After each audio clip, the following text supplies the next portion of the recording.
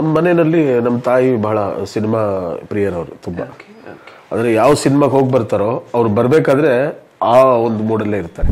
ಆಮೇಲೆ ಏನಾಯ್ತು, ಹಂಸಲೇಖ ಅನ್ನೋ ಹೆಸರು ಎಲ್ಲಿ ಸಿಕ್ಕಿದ್ರು ಕಟ್ ಮಾಡಿ ಚಿಕ್ಕ ಪೇಪರಲ್ಲೆಲ್ಲ ಬರೋದು ಅವಾಗ ಆಡ್ಸ್, ಅದು ಕಟ್ ಮಾಡಿ ಇಟ್ಕೊಳ್ಳೋದು. ಅದು ಯಾವುದು ಅಲ್ಲ ಅದು ನಾನು ಆಗ್ಬಿಟ್ಟಿರ್ತೀನಿ. ಬಟ್ ನೀವು ಈ ಸಿನಿಮಾಗೆ ಅಫಿಷಿಯಲ್ ಬರಬೇಕು ಅಂದ್ಕೊಂಡಿದ್ದು ಯಾಕೆ ಮತ್ತೆ ಯಾವಾಗ?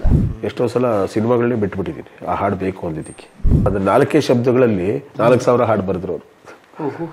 ನಿಮ್ಗೆ ಅವಕಾಶ ಇತ್ತಾ ಕೆಡ್ಲಿಕ್ಕೆ? ಅವಕಾಶ ಇತ್ತು ಅಂದ್ರೆ ಒಂದ ಎರಡ ಎಷ್ಟಿರಲ್ಲ, ಇಲ್ಲಿ ಎಲ್ಲವೂ ಸಿಗುತ್ತೆ. ಆ ಟಿವಿಲಿ ಯಾವ್ದಾದ್ರು ಈ ಡ್ಯುಯೆಟ್ ಸಾಂಗ್ಗಳು ಇವೆಲ್ಲ ಬಂದ್ಬಿಟ್ರೆ ಎಲ್ಲ ಕೂತಿರ್ತಾ ಇದ್ವಲ್ಲ, ಡ್ಯುಯೆಟ್ ಸಾಂಗ್ ಬಂತು ಅಂದ್ರೆ ನಾನು ಸ್ವಲ್ಪ ಹಿಂಗ ಅನ್ನೋದು. ನಮ್ಮ ಹಂಸಲೇಖ ಸಾರಿ ಅದು ಮಾಡಿದ್ರಂತೆ, ಎಲ್ಲೋ ಒಂದ್ ಕಡೆ ಹೇಳ್ಕೊಂಡಿದ್ದಾರೆ, ನೀವು ಯಾಕೆ ಈ ತರ ಕಾಪಿಡ್ ಸಾಂಗ್ ಮಾಡ್ಕೊಂಡು ಹೋಗ್ತಾ ಇದ್ರೆ, ಸ್ವಂತ ಕ್ರಿಯೇಟ್ ಮಾಡೋ ಕೆಪಾಸಿಟಿ ಇದೆ ಅಂತ ಹೇಳಿದ್ರಂತೆ ಹಂಸಲೇಖ ಸಾರಿಗೆ.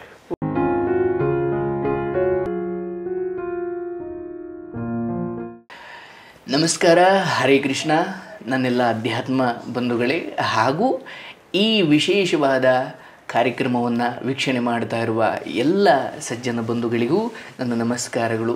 ನಿಮ್ಮೆಲ್ಲರಿಗೂ ಗೊತ್ತಿರೋ ಹಾಗೆ ಇದು ಟಾಕ್ಸ್ ವಿತ್ ಶ್ರೀನಿವಾಸ್ ಅನ್ನೋ ಹೊಸ ಕಾರ್ಯಕ್ರಮ. ಹಾಗಾಗಿ ಇವತ್ತಿನ ನಮ್ಮ ವಿಶೇಷವಾದ ಒಬ್ಬರು ಅತಿಥಿಗಳಿದ್ದಾರೆ. ಅದರಲ್ಲೂ ನೀವೇನಾದರೂ ಸಂಗೀತ ಪ್ರಿಯರಾಗಿದ್ದಲ್ಲಿ ನಿಮಗೆ ಈ ವಿಶೇಷವಾದ ಸಂಚಿಕೆ ಬಹಳ ಮಜಾ ನೀಡುತ್ತೆ. ಸಾಹಿತಿಗಳು, ಸಂಗೀತ ನಿರ್ದೇಶಕರು ಹಾಗೂ ಎಲ್ಲ ರೀತಿಯ ಎಲ್ಲ ಪ್ರಕಾರದ ಸಂಗೀತಗಳನ್ನು, ಎಲ್ಲ ರೀತಿಯ ಹಾಡುಗಳನ್ನು ನಿರ್ದೇಶನ ಮಾಡತಕ್ಕಂತಹ ಶಕ್ತಿಯನ್ನು ಹೊಂದಿರತಕ್ಕಂಥವರು, ವಿಶೇಷವಾಗಿ ನಾದಬ್ರಹ್ಮ ಹಂಸಲೇಖ ಆ ಮಹಾನುಭಾವರಿಂದ ವಿಶೇಷವಾಗಿ ಗುರುತಿಸಲ್ಪಟ್ಟಿರತಕ್ಕಂತಹ ನಮ್ಮ ಜೊತೆ ಇದ್ದಾರೆ KM ಇಂದ್ರ ಸರ್ ಅಂತ. ಅವರ ಪರಿಚಯ ಹಾಗೂ ಅವರ ಜೀವನ ಹಾಗೂ ಅವರ ಈ ಹಾದಿಯಲ್ಲಿ ಏನೇನು ಅನುಭವಗಳಿದ್ದಾವೆ ಬಹುಶಃ ನಮ್ಮೆಲ್ಲರಿಗೂ ಒಂದು ಜೀವನ ಪಾಠ ಆಗ್ತವೆ ಅಂತ ನಾನು ಭಾವಿಸ್ತೀನಿ. ಅವರನ್ನು ಈ ಸಂಚಿಕೆಗೆ, ಈ ಕಾರ್ಯಕ್ರಮಕ್ಕೆ ಸ್ವಾಗತ ಮಾಡೋಣ. ಅವ್ರ ಜೊತೆಗೆ ಮಾತುಕತೆ ಮುಂದುವರಿಸೋಣ. ಇಂದ್ರ ಸರ್ ನಮಸ್ಕಾರ. ನಮಸ್ಕಾರ ಸರ್, ನೀವು ಎಲ್ಲಿಯವರು ಅಂದಾಗ ಅವರು ಹೇಳಿದರು ಮರಾಠಿ ಪಾಳ್ಯ ಅಂತ. ಸೊ ತುಮಕೂರು ಜಿಲ್ಲೆ ಗುಬ್ಬಿ ತಾಲೂಕು, ಅಲ್ಲಿ ಮರಾಠಿ ಪಾಳ್ಯ ಅನ್ನೋ ಒಂದು ಊರು, ಅದಕ್ಕೊಂದು ವಿಶೇಷವಾದ ಹಿನ್ನೆಲೆ ಬೇರೆ ಇದೆಯಂತೆ. ಸೊ ನೀವು ನಿಮ್ಮ ಊರಿನ ಬಗ್ಗೆ ಹೇಳೋದಾದರೆ, ನೀವು ಹುಟ್ಟಿದ್ದು ಬೆಳೆದಿದ್ದು ಎಲ್ಲಿ? ನಾನು ಬೆಂಗಳೂರಲ್ಲೇ, ನನ್ನ ಹುಟ್ಟಿದ್ದು ಇಲ್ಲೇ ಬೆಂಗಳೂರಲ್ಲಿ, ಡಾಕ್ಟರ್ ರಾಜ್ಕುಮಾರ್ ರೋಡ್, ಈಗ ರಾಜ್ಕುಮಾರ್ ರೋಡು, ಮುಂಚೆ ಅದು 80 ಅಡಿ ರಸ್ತೆ ಅಂತ ಕರೆಯೋರು, 80 ಫೀಟ್ ರೋಡ್ ಅನ್ನೋರು. ಓಕೆ. ನಮ್ಮ ಮನೆ ಮುಂದೆನೆ ನಮ್ಮ ಕ್ರೇಜಿ ಸ್ಟಾರ್ ರವಿಚಂದ್ರನ್ ಅವ್ರ ಮನೆ, ಅವ್ರ ಮನೆ ನಮ್ಮ ಮನೆ ಆಪೋಸಿಟ್ ಎದುರು ಬದ್ರು ಮನೆ. ಸೊ ಅಲ್ಲೇ ಹುಟ್ಟಿದ್ದು, ಯಾಕೆಂದ್ರೆ ನಮ್ಮ ತಾತ ಅವರು ತಗೊಂಡಂತ ಜಾಗ ಅದು ಮೈನ್ ರೋಡ್ ಅದು. ಸೊ ಆ ಕಡೆ ರಾಜಾಜಿನಗರ, ಈ ಕಡೆ ಪ್ರಕಾಶ್ ನಗರ, ಆತರ ಒಂದು ಮಧ್ಯದಲ್ಲಿ ಇರುವಂತ ರೋಡ್ ಅದು.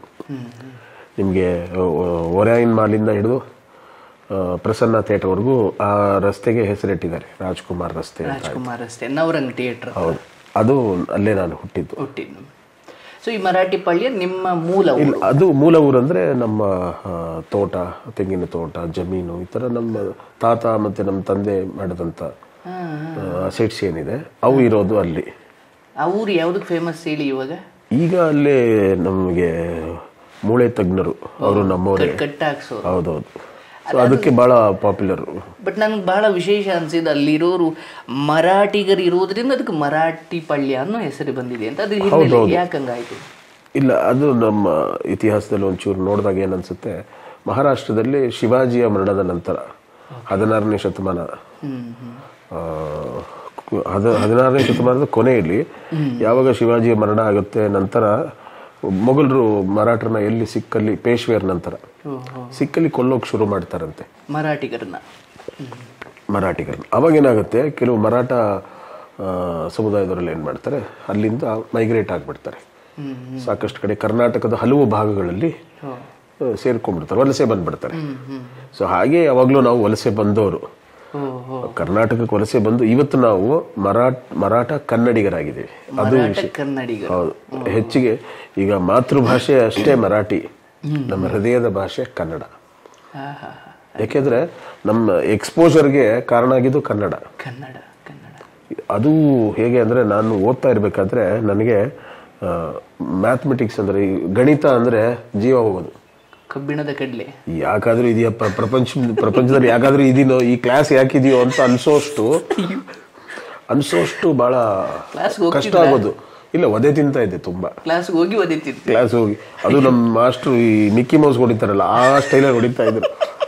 ಅಂದ್ರೆ ಮೂಗ್ ಹಿಡಿದು ಬುಕ್ ಇದೆಯಲ್ಲ ಪಡ್ ಪಡ್ ಪಡ್ ಪಡ್ ಪಡ್ ಟಾಮಂಜರಿ ತರ. ಅದು ಬಹಳ ಉದ್ದಕ್ಕೆ ಶಿಸ್ತಿನ ಮನುಷ್ಯ ಅವರು, ಒಳ್ಳೆ ಮಿಲಿಟರಿ ಪರ್ಸನ್ ತರ. ಮೂಗ್ ಹಿಡಿದು ಒಂದು ಈಗ ಆ ತರದ ಹೊಡ್ತಾ ನನ್ಗೆ ಯಾಕಾದ್ರೂ ಇದೆಯೋ ಇದು ಅಂತ ಸಬ್ಜೆಕ್ಟ್. ಅಂಥದ್ರಲ್ಲಿ ನನಗೆ ಕಾನ್ಫಿಡೆನ್ಸ್ ಕೊಟ್ಟಿದೆ ಕನ್ನಡ.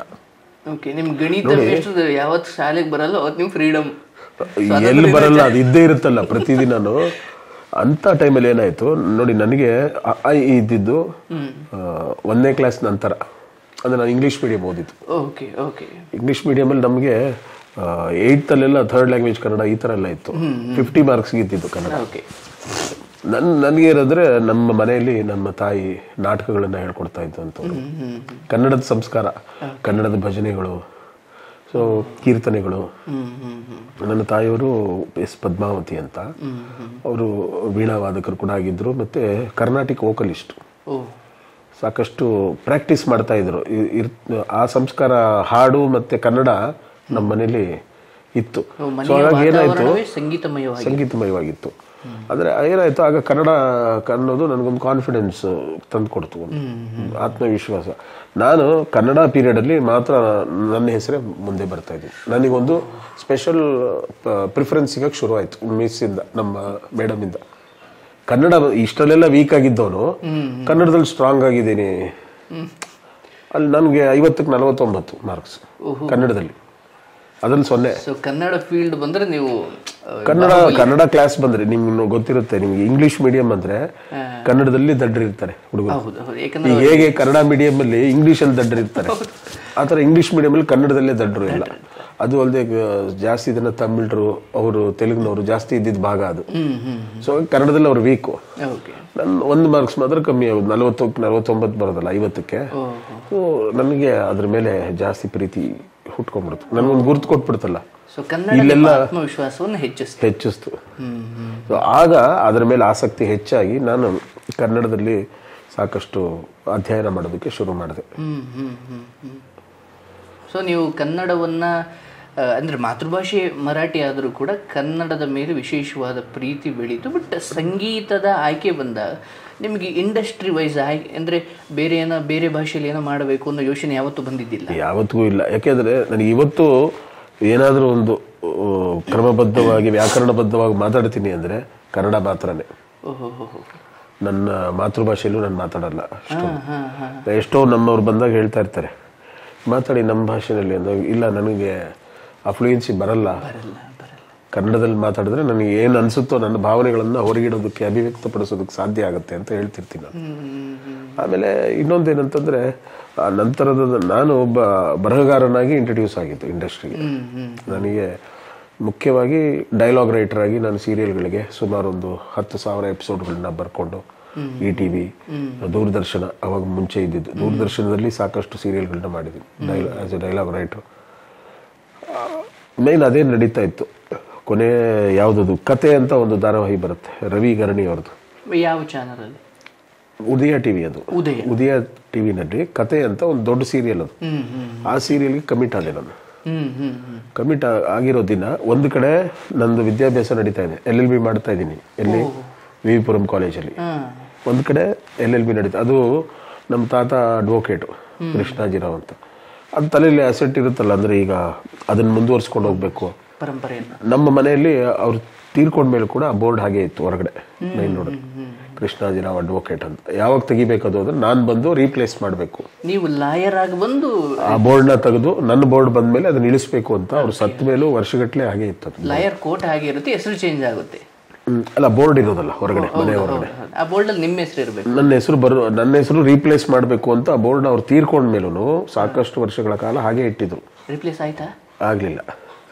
ಕಾರಣ ಬೇರೆ ಇತ್ತು. ಇಲ್ಲ, ನನಗೂ ಕೂಡ ಅದೇ ಇದ್ದಿದ್ದು. ನನ್ನ ತಾತ ತೀರ್ಕೊಂಡಿದ್ದ ಟೈಮಲ್ಲೂ ನಾನು ಮನಸ್ಸಲ್ಲಿ ಇಟ್ಕೊಂಡು ಅವ್ರು ಪ್ರಾಮಿಸ್ ಮಾಡಿದ್ದೀನಿ. ನನ್ನ 9th ಸ್ಟ್ಯಾಂಡರ್ಡ್ ಅವಾಗ ತೀರ್ಕೊಂಡು ಹಿಂಗೆ ಮಲಗಿದ್ದಾರೆ. ತಾತ ಅಂದ್ರೆ ನನಗೆ ಬಹಳ ನನ್ನ ಜೊತೆ ಇದ್ದಂತ ಒಂದು ಧೈರ್ಯ. ತಾತ ಪ್ರೀತಿ, ಒಂದು ಧೈರ್ಯ. ಈ ಸಣ್ಣ ವಯಸ್ಸಿಂದನೂ ಏನಂತಾರೆ, ಈ ಪೊಲೀಸರು ಕಂಡ್ರೆ ಅಥವಾ ಏನಾದ್ರು ಭಯ ನನಗೆ ರಾತ್ರಿ ಹೊತ್ತು ಎಚ್ಚರ ಆಗ್ಬಿಡೋದು, ಕನಸು ಅದೆಲ್ಲ. ಆ ತಾತನ ಪಕ್ಕ ಮಲಗಿದ್ರೆ ಮಾತ್ರನೇ ಯಾವುದೇ ಕನಸುಗಳಿಂದ ನಿರ್ಮಲವಾದ ನಿದ್ದೆ ಬರ್ತಾ ಇದ್ದಿತ್ತು. ದೇವರ ಜೊತೆಗಿದ್ದಾನೆ ಅನ್ನೋ ನಂಬಿಕೆ. ಅವ್ರ ಜೊತೆ ಮಲಗಿದ್ರೆ ಬೇರೆ ಯಾರು ಎಲ್ಲಿ ಮಲಗಿದ್ರು ಆ ನೆಮ್ಮದಿ ನಿದ್ದೆ ಬರ್ತಾ ಇರಲಿಲ್ಲ. ಸೊ ಆ ಥರದ ಕಾನ್ಫಿಡೆನ್ಸ್ ಇದ್ದಿದ್ದು ಕ್ಯಾರೆಕ್ಟರ್. ಅವ್ರ ಪ್ರೊಫೆಷನ್ ಯಾಕೆ ಇವ್ರು ಸ್ಟ್ರಾಂಗ್ ಆಗಿದ್ದಾರೆ ಅಂದ್ರೆ ಬಿಕಾಸ್ ಆಫ್ ಅವ್ರ ಪ್ರೊಫೆಷನ್ ಇರ್ಬೋದು. ರೈತನಾಗಿ ಕೂಡ ಅವರು ನಮ್ಮ ಮರಾಠಿ ಪಾಳ್ಯದಲ್ಲಿ ತೋಟ ಮಾಡಿದಂಥವ್ರು, ಬರೀ ಓದ್ಕೊಂಡಲ್ಲ, ನಮ್ಮ ಇಡೀ ಸಮುದಾಯದಲ್ಲೇ ವಿದ್ಯಾವಂತರಾಗಿ ಬಂದಂಥವ್ರು ಬಿಗಿನಿಂಗ್. ಸೊ ಆ ಕಾನ್ಫಿಡೆನ್ಸಲ್ಲಿ ನನಗೂ ಲಾಯರ್ ಆಗ್ಬೇಕಾ, ಕರಿ ಕೋಟ್ ಧರಿಸ್ಬೇಕು, ಸೊ ಇದೆಲ್ಲ ತುಂಬಾನೇ ಇತ್ತು. ನಾನು ಎಲ್ಲಿವರೆಗೆ ಅಂದ್ರೆ ಹಂಸಲೇಖ ಅನ್ನೋ ಹೆಸರು ಪರಿಚಯ ಆಗುವವರೆಗೆ. ಯಾವತ್ತು ಆ ಹೆಸರು ನನಗೆ ಕಿವಿಗೆ ಬಿತ್ತೋ ಕರಿಕೋಟು ಕಳಿಸ್ಕೊಳಕ್ ಶುರು ಆಯ್ತು. ಅಂದ್ರೆ ಬೇರೆ ಈ ಸೆಕ್ಷನ್ಸ್ ಅಂತೀವಿ ನಾವು, ಪಿನಲ್ ಕೋಡ್ಸು, ಸೆಕ್ಷನ್ಸ್, ಈ ಸೆಕ್ಷನ್ಸ್ ಗಳೆಲ್ಲ ಹೋಗಿ ಸ್ವರಗಳ ಹತ್ರ ಆಗಕ್ಕೆ ಶುರು ಆಯ್ತು. ಬಟ್ ನಿಮಗೆ ಹಂಸಲೇಖ ಅನ್ನೋ ಹೆಸರು ತಲುಪಿದ್ ಯಾವ ಹೆಸರಲ್ಲಿ? ಈಗ ನಿಮ್ಗೆ 88 ಅನ್ಸುತ್ತೆ ಪ್ರೇಮಲೋಕ ರಿಲೀಸ್ ಆದಾಗ. ಸೊ ನಮ್ಮ ಮನೆಯಲ್ಲಿ ನಮ್ಮ ತಾಯಿ ಬಹಳ ಸಿನಿಮಾ ಪ್ರಿಯರವರು ತುಂಬಾ. ಅಂದ್ರೆ ಯಾವ ಸಿನಿಮಾಗೆ ಹೋಗಿ ಬರ್ತಾರೋ ಅವ್ರು ಬರ್ಬೇಕಾದ್ರೆ ಆ ಒಂದು ಮೂಡಲ್ಲೇ ಇರ್ತಾರೆ. ಅಂದ್ರೆ ಈ ತವ್ರ ಮನೆ ಈ ತರದ ಸಿನಿಮಾ ಬರೋದಲ್ಲ, ತವ್ರ ಮನೆ ಸಿನಿಮಾಗಳೆಲ್ಲ ಸೀರೀಸ್ ಬರೋದು ನೋಡಿ, ಅವಾಗ ಗೃಹಲಕ್ಷ್ಮಿ, ಆ ಲಕ್ಷ್ಮಿ ಅಂತ. ಅದು ಬಂದಿರೋ ದಿನ ಹೂವು ಮುಡ್ಕೊಂಡ್ ಬಂದಿರ್ತಾರೆ, ಅಲ್ಲೇ ಬಳೆಗಳು ಹಾಕೊಂಡ್ ಬಂದಿರ್ತಾರೆ. ಅಂದ್ರೆ ಬರ್ಬೇಕಾದ್ರೆ ಹಾಗೆ ಬಂದು ಬೈಯಕ್ ಶುರು ಮಾಡಿದ್ರೆ ಇವತ್ತು ಯಾವ್ದೋ ಆಕ್ಷನ್ ಪಿಕ್ಚರ್ ನೋಡಿದಾರೆ ಅಂತ ಅಲ್ಲ, ಆಪ್ತಮಿತ್ರ ನೋಡಿದ್ರೆ ಕಥೆ ಇಲ್ಲ, ಆತರ ಫಿಲ್ಮಿ ಅಂದ್ರೆ ಅವ್ರಿಗೆ ನೋಡಿ. ಅವರು ನಾನು ಒಂದು 4ನೇ ಕ್ಲಾಸಿಂದಾನು ನಾಟಕಗಳು ಮಾಡ್ತಾ ಬಂದಿದ್ದೀನಿ. ನಾನು ನನ್ನ ತಮ್ಮಂದ್ರು 4 ಜನ, ನಾವು ಅಣ್ಣ ತಮ್ಮಂದ್ರು. ಪ್ರತಿ ವರ್ಷನೂ ನಮ್ಮ ಸ್ಕೂಲ್ನಲ್ಲಿ ಸ್ಕೂಲ್ ಡೇಸ್ಗೆ ಒಂದೊಂದು ನಾಟಕ, ಒಂದೊಂದು ಸ್ಕ್ರಿಪ್ಟ್ ಮಾಡ್ತಾ ಇದ್ವಿ. ಅದು ನಮ್ಮ ತಾಯಿನೇ ಡೈರೆಕ್ಟ್ ಮಾಡ್ತಾ ಇದ್ದಿತ್ತು. 4 ಜನ ಸುಮಾರು ಅರ್ಜುನನ ಪಾತ್ರ, ಘಟೋದ್ಗಜನ ಪಾತ್ರ, ರಾವಣನ ಪಾತ್ರ, ಅಲೆಕ್ಸಾಂಡರ್ ಪಾತ್ರ ಸಾಕಷ್ಟು ಮಾಡ್ತಾ, ಫ್ರಮ್ 4th ಸ್ಟ್ಯಾಂಡರ್ಡ್ ಮಾಡ್ತಾ ಬಂದಿದ್ದೀನಿ. ನಾನು ಅರ್ಜುನ ಆದ್ರೆ ನನ್ನ ತಮ್ಮ ಬಬ್ರುವಾಹನ, ನಾನು ರಾವಣ ಆದ್ರೆ ಅವನ ಆಂಜನೇಯ, ಆತರ. ಇನ್ನು 2 ಸೇವಕರು. ದೂರದರ್ಶನಲ್ಲಿ ಅರಳು ಮಲ್ಲಿಗೆ ಅಂತ ಬರ್ತಾ ಇತ್ತು ಕಾರ್ಯಕ್ರಮ, ಆ ಮಕ್ಕಳ ಕಾರ್ಯಕ್ರಮ. ಅಲ್ಲಿ ಇಲ್ಲಿಂದ ದೂರದರ್ಶನಕ್ಕೆ ಹೋಗಿ ಟಿಪ್ಪು ಸುಲ್ತಾನ್ ಅನ್ನೋ ನಾಟಕನ ನಮ್ಮ ತಾಯಿ ನಿರ್ದೇಶನ ಮಾಡಿದ್ರು. ಅದರಲ್ಲಿ ನಾನು ಪೂರ್ಣಯ್ಯನ ಪಾತ್ರ, ಟಿಪ್ಪು ಸುಲ್ತಾನನ ಮಂತ್ರಿ ಪೂರ್ಣಯ್ಯ. ನನ್ನ ಇನ್ನೊಬ್ಬ ತಮ್ಮ ಬಂದು ಕಾರನ್ವಾಲಿಸು, ಅವನು ಕಾರನ್ವಾಲಿಸು ಅವನು. ಇನ್ನಿಬ್ರು ಬಂದು ಟಿಪ್ಪು ಸುಲ್ತಾನನ ಮಕ್ಕಳು. ಆ ಟಿಪ್ಪು ಸುಲ್ತಾನನ ಮಕ್ಕಳಿಗೆ ಒತ್ತೆ ಇಡ್ತಾನಲ್ಲ, ಆ ಸನ್ನಿವೇಶದ ಕತೆ ಅರಳು ಮಲ್ಲಿಗೆ, ನನ್ನ ತಾಯಿ ನಿರ್ದೇಶನ. ಎಲ್ಲಿ ನಾನು ಅವಾಗ 8ನೇ ಕ್ಲಾಸ್. ಅವತ್ತು ಆ ದೂರದರ್ಶನ ಇದರಲ್ಲಿತ್ತು, ದೊಡ್ಡ ಬಿಲ್ಡಿಂಗ್ ಇದೆ ನೋಡಿ, ಅಂಬೇಡ್ಕರ್ ಬೀದಿ ಅಂತ. ಅದೊಂದೇ ದೊಡ್ಡ ಬಿಲ್ಡಿಂಗ್ ಇದ್ದಿತ್ತು. ಲಿಫ್ಟು ಕೊನೆಯವರೆಗೂ ಕರ್ಕೊಂಡು ಹೋಗೋದು ನಮಗೆ ಸ್ಕೂಲಿಂದ ಹೋಗಿ. ಅಂದ್ರೆ ಈ ತರದ ಒಂದು ವಾತಾವರಣ ಇರೋದ್ರಿಂದ ಏನಾಯ್ತು, ನನಗೆ ಓದ್ತಾ ಇರೋದು ಇದ್ರೂ ಈ ಕಲೆ ಅನ್ನೋದು ಇದನ್ನು ಜೊತೆಗೆ ನನಗೆ ಏನ್ ಮಾಡಿಬಿಟ್ರು, ಅಂಟಿಸ್ತಾ ಬರ್ತಾ ಇದ್ರು. ನೋಡಿ, ಇದೊಂದು ಪ್ರಶ್ನೆ. ತಾಯಿಯಾದವರು ನೋಡಿ ಮಕ್ಕಳಿಗೆ ಯಾವ ವಿಚಾರದ ಮೇಲೆ ಪ್ರಭಾವ ಬೀರ್ತಾರೆ ಅನ್ನೋದು ಬಹಳ ಮುಖ್ಯ. ತಾಯಿ ನಿಮಗೆ ಹೇಳ್ಕೊಟ್ಟಿದ್ದು ರೀಲ್ಸೋ ಇನ್ನೇನೋ ಅಲ್ಲ. ನಾನು ಅದೇನೋ ಹೇಳ್ತಾ ಇದ್ದೆ, ನಾನು ಆರಂಭದಲ್ಲಿ ಈ ಮನೆಗೆ ಬಂದಾಗ ಇವರು ಮಕ್ಕಳು ಬಂದು ಆಶೀರ್ವಾದ ತಗೊಂಡ್ರು. ಅಂದರೆ ಹೆತ್ತವರು ಮಕ್ಕಳಿಗೆ ಏನು ಹೇಳ್ಕೊಟ್ಟಿದ್ದಾರೆ ಅಂತ. ಈಗ ಇವರು ಮಕ್ಕಳು ಬಂದು ಆಶೀರ್ವಾದ ತಗೊಂಡಾಗ ನನಗನ್ನಿಸ್ತು, ಅಯ್ಯ ಎಂಥ ಮನೆ ಇದು, ಎಂಥ ಸಂಸ್ಕಾರ ಇದು ಅಂತ. ನಿಮ್ಮ ತಾಯಿ ನಿಮ್ಮ ಮೇಲೆ ಆ ಸಾಂಸ್ಕೃತಿಕ ಪ್ರಭಾವ ಬೀರಿರೋದಿದೆಯಲ್ಲ, ಒಬ್ಬ ತಾಯಿಯಾಗಿ ಅವರ ಜವಾಬ್ದಾರಿ ಅಂತದ್ದು ಅಂತ. ಹೌದು, ಅದ್ಭುತ.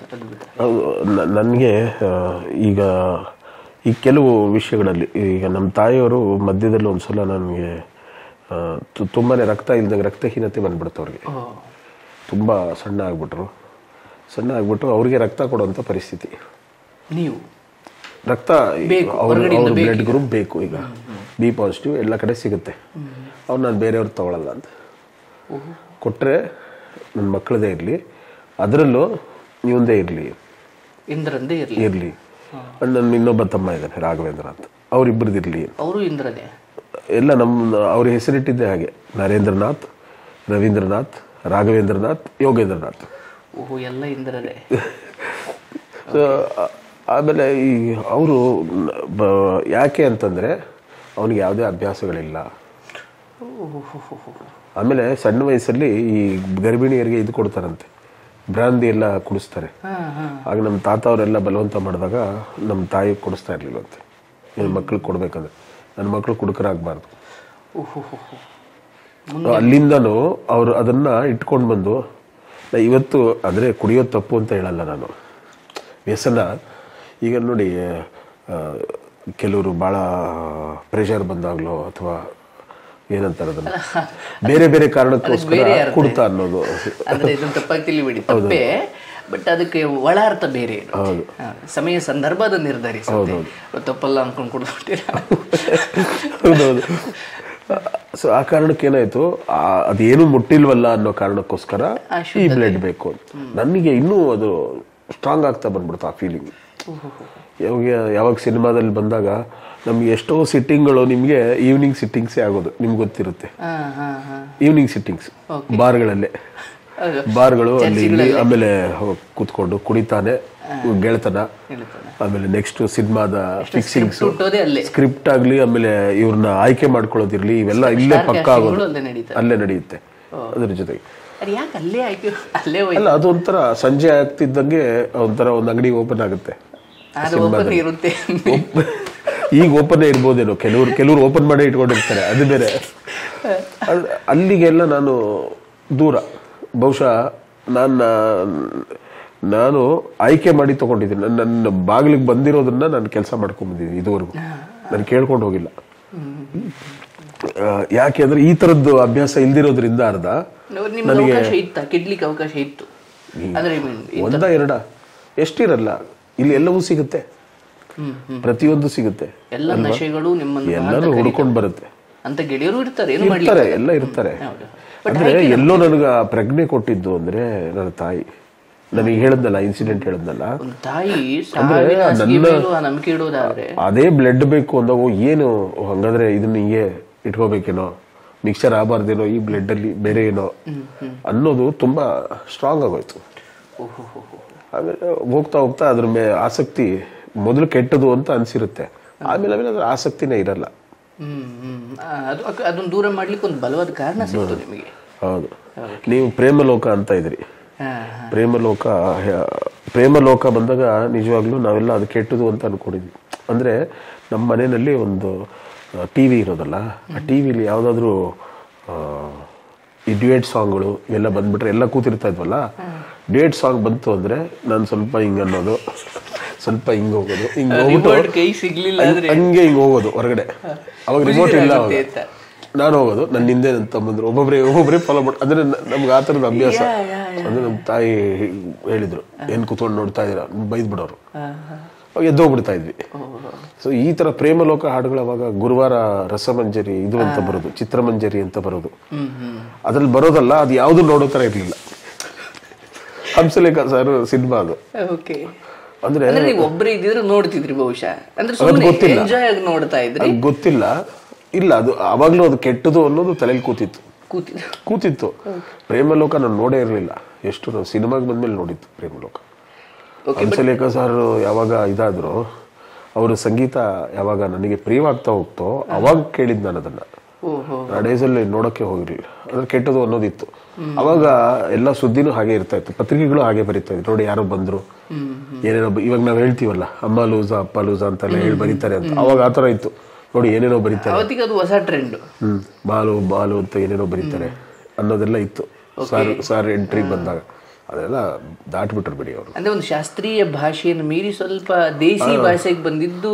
ಹೌದು, ಅದು ಅಂದ್ರೆ ಗ್ರಾಮರ್ ಹೊಡೆದ್ರು ಅಂತ, ಬ್ರೇಕ್ ದ ಗ್ರಾಮರ್ ಅಂತ ಹೇಳ್ತಾರಲ್ಲ, ವ್ಯಾಕರಣನ ಮುರಿದ್ರೆ ಮಾತ್ರನೇ ಸ್ವಲ್ಪ ಆ ಕಡೆ ಗಮನ ಬರುವಂತದ್ದು ಅಂತ. ಆಮೇಲೆ ಏನಾಯ್ತು, ಹಂಸಲೇಖ ಹಾಡುಗಳು ಪ್ರಿಯವಾಗ್ತಾ ಹೋಯ್ತು. ನಾನು ಬರಿತಾ ಇದ್ನಲ್ಲ, ಬರಿತಾ ಯಾಕೆ ಈ ತರ ಬರೆಯಕ್ಕಾಗಲ್ಲ ಅನ್ಸಕ್ ಶುರು ಆಯ್ತು ನನ್ಗೆ. ಆಗ ತುಂಬಾ ಜಾಳಾಗಿ ಬರೆಯುವಂಥದ್ದು, ಏನೋ ಕತ್ತಲಾಗೈತು ಭವಿಷ್ಯ, ಕುರುಡನಾದವನೇ ಮನುಷ್ಯ, ನಡೆಸುತ್ತಾ ಸ್ವಾರ್ಥದ ಸ್ವಯಂ ಸವಾರಿ, ತನ್ನ ಚಟ್ಟಕ್ಕೆ ತಾನೇ ಕಟ್ತಾವನೆ ತಯಾರಿ, ಈ ತರ ಒಂಥರ ಕಾರ್ಲ್ ಮಾರ್ಕ್ಸ್ ತರ ಆ ತರದ್ದು ಸಾಹಿತ್ಯ ಬರ್ತಾ ಇತ್ತು. ನನಗೂ ಅನ್ನಿಸ್ತಾ ಇತ್ತು ಏನೋ ಅನ್ಫಿನಿಶ್ಡ್ ಇದು ಅಂತ. ಏನಾಯ್ತು, ಈ ಕಾವ್ಯಾತ್ಮಕವಾದ ಬರವಣಿಗೆ ಇವ್ರ ಹಾಡುಗಳೆಲ್ಲ ಕೇಳಿದಾಗ ನಾನು ಯಾಕೆ ಬರೆಯೋಕ್ಕಾಗಲ್ಲ ಈ ಥರ ಅಂತ ತುಂಬ ಹಿಂಸೆ ಪಟ್ಟಿದ್ದಿದೆ.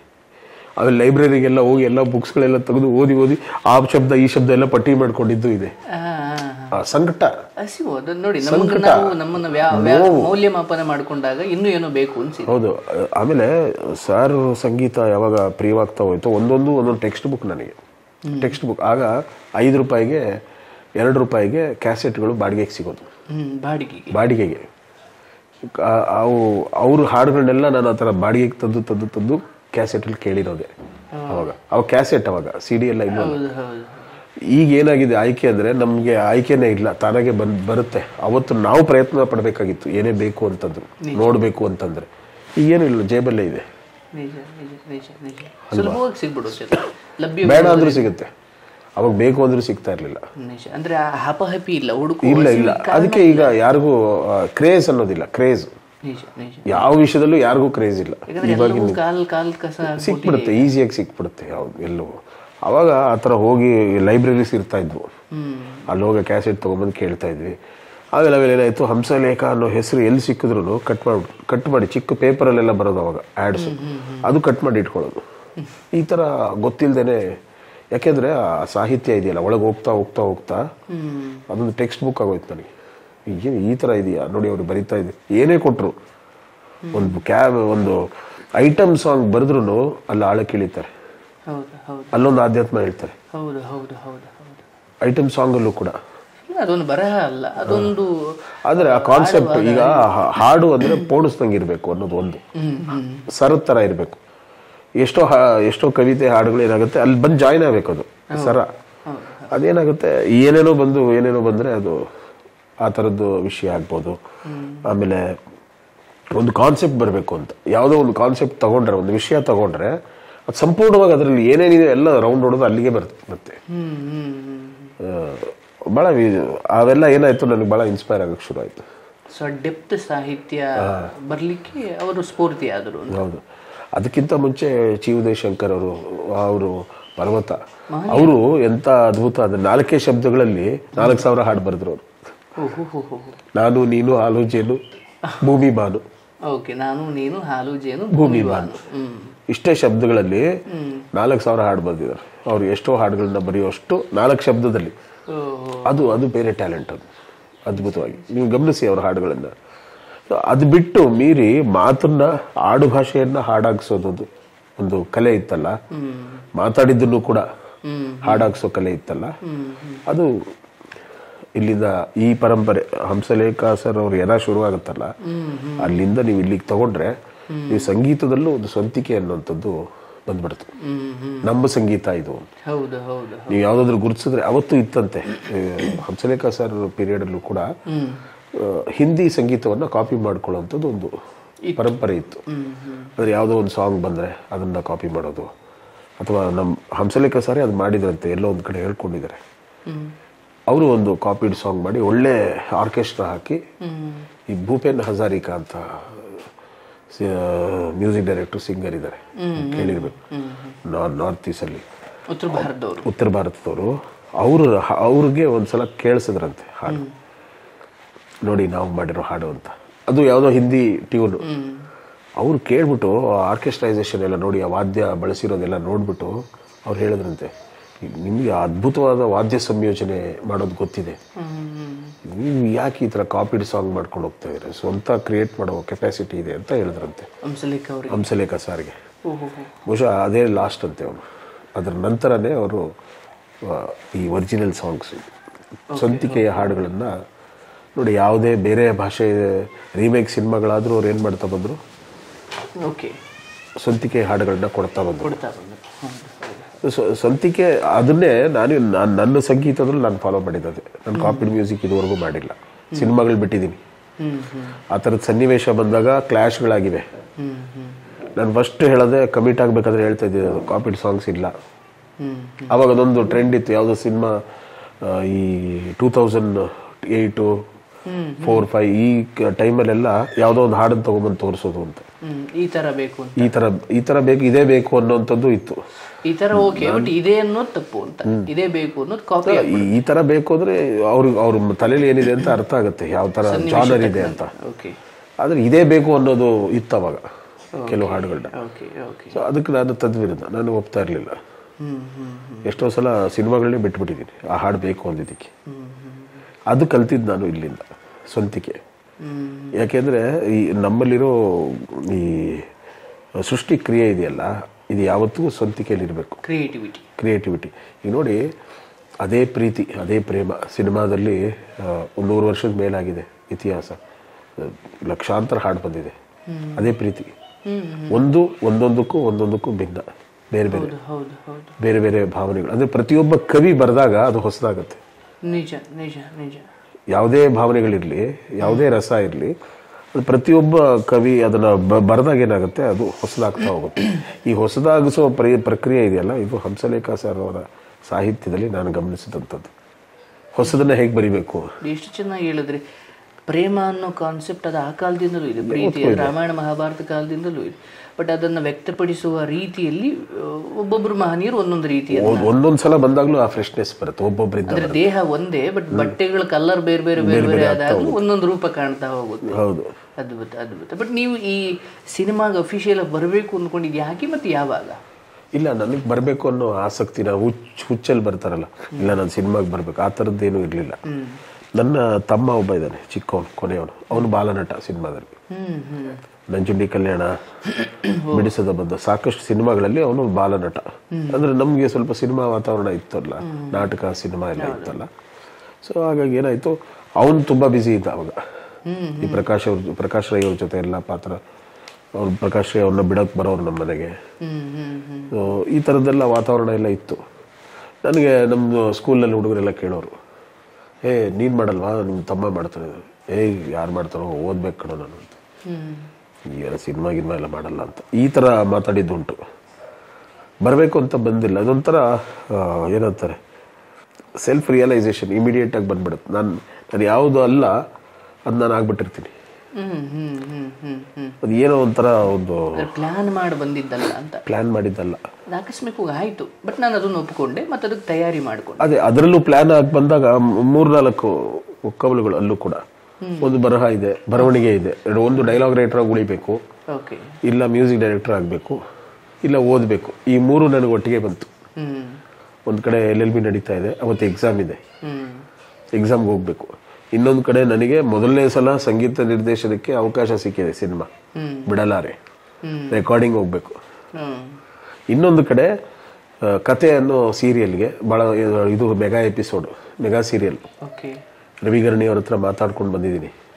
ಇಲ್ಲ, ನಾಳೆಯಿಂದ ವರ್ಕ್ ಶುರು ಆಗುತ್ತೆ, ನೀವು ಈಗ ಕತೆ ಬರೆಯೋದು ಅಂದರೆ ನಿರ್ದೇಶಕರ ಜೊತೆ ಇದು ಬಿಡೋದು. ಅದು ಕತೆಗಾರರ ಕೆಲಸ ಹೆಂಗಿರುತ್ತೆ ಅಂದರೆ, ಸೀರಿಯಲ್ಗಳಲ್ಲೆಲ್ಲ ಕಮಿಟ್ ಆದರೆ ಅದು ಒಳಗಡೆ ಗೂಡು ಕಟ್ಟಿದಂಗೆ.